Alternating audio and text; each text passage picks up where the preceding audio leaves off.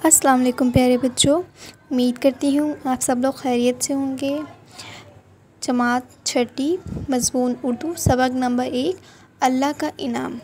آج ہم اس کی بقیہ بلند خوانی کریں گے، صفحہ نمبر 44 سے 45 تک۔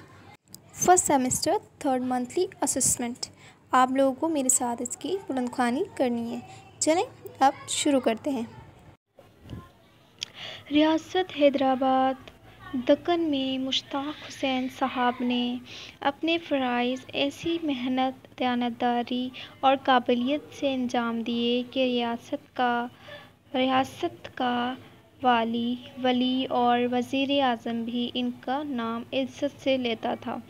بیان کیا گیا ہے کہ وزیر اعظم کے فرائض زیادہ تر وہی انجام دیتے تھے اور ایسی قابلیت سے کہ کسی کو اعتراض کا موقع نہ ملتا تھا۔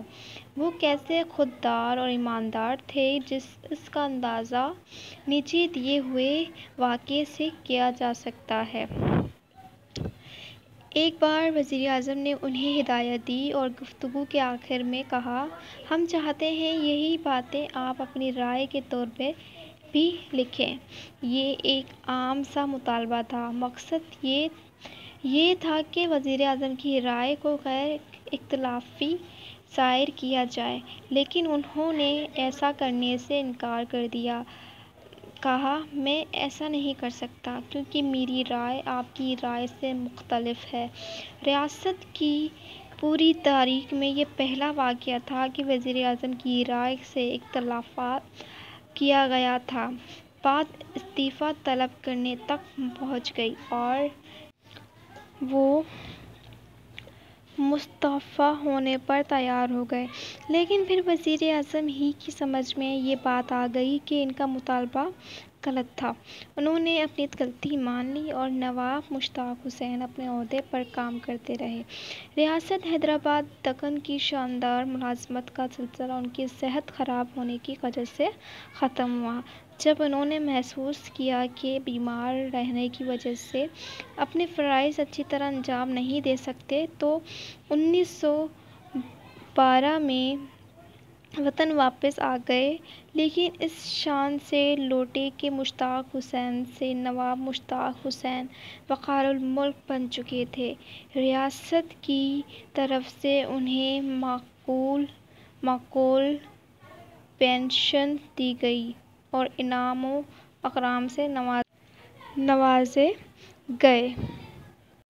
صفحہ نمبر 45۔ اب وہ اس قابل ہو گئے تھے کہ انہیں کچھ اور کرنے کی ضرورت نہ تھی، لیکن اللہ نے اپنے خاص فضل سے انہیں جو خوبیاں دی تھیں انہیں بیکار نہ بیٹھنے دیا۔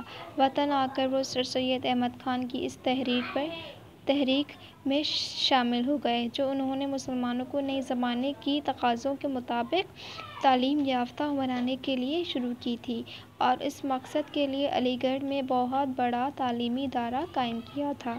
ان کے انتقال کے بعد اس ادارے کو چلانے کے لیے کسی ایسے شخص کی ضرورت تھی جو قابل اور ذہین ہونے کے ساتھ ساتھ دیندار اور قوم سے محبت رکھنے والا بھی ہو۔ نواب صاحب نے جب یہ محسوس کیا کہ وہ اس معاملے میں کچھ کر سکتے ہیں تو آگے بڑھ کر اس کی خدمت میں مصروف ہو گئے۔ ان کی قابلیت اور لگن کی وجہ سے انہیں کالج کمیٹی کا سیکریٹری بنایا گیا اور وہ سچے جذبے سے اس ادارے کو ترقی دینے کے کاموں میں لگ گئے۔ اس سے پہلے نواب سید مہدی علی محسن ملک M.A.O. کالج علی گڑھ یونیورسٹی کا درجہ دینے کے سلسلے میں کافی کام کر گئے تھے۔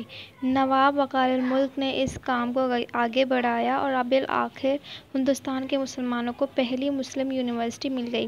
یہ کام کس قدر مشکل تھا اس کا اندازہ ہم اس زمانے میں نہیں کر سکتے کہ ہم جو پاکستان جیسے شاندار ملک کے شہری ہیں اور جنہیں تعلیم حاصل کرنے کے لیے بہترین سہولتیں حاصل ہیں، اس زمانے میں انگریز اور ہندو مل کر یہ کوشش کر رہے تھے کہ مسلمانوں کو نہ تعلیم میں آگے بڑھنے دیا جائے اور نہ ہی زندگی کے کسی اور میدان میں۔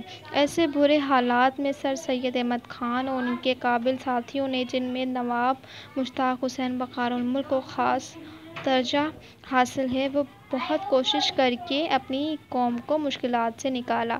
نواب وقار الملک کا ایک اور خاص کارنامہ یہ بھی ہے کہ انہوں نے آل انڈیا مسلم لیگ کے قیام میں بھرپور حصہ لیا۔ مسلمانوں کی یہ جماعت، جس نے پاکستان کی جنگ جیتی، 1902 میں ڈھاکہ میں قائم ہوئی۔ کامیابیوں اور نیکیوں سے بھری ہوئی شاندار زندگی گزارنے کے بعد نواب وقار الملک 1917 میں اس دنیا سے رخصت ہوئے۔ اللہ انہیں اور ان جیسے سب لوگوں کو جنت میں اونچا درجہ دے، آمین آمین آمین۔ پیارے بچوں، ہمارے اس سبق کا یہیں پہ اختتام ہوتا ہے، ہمارا سبق یہیں پہ ختم ہوتا ہے۔ آپ لوگ میرے ساتھ ساتھ اس کی یہیں پر تک بلند خوانی کریے گا، پیش خوش خطی کریے گا۔ اب میں اجازت چاہوں گی۔ اللہ حافظ۔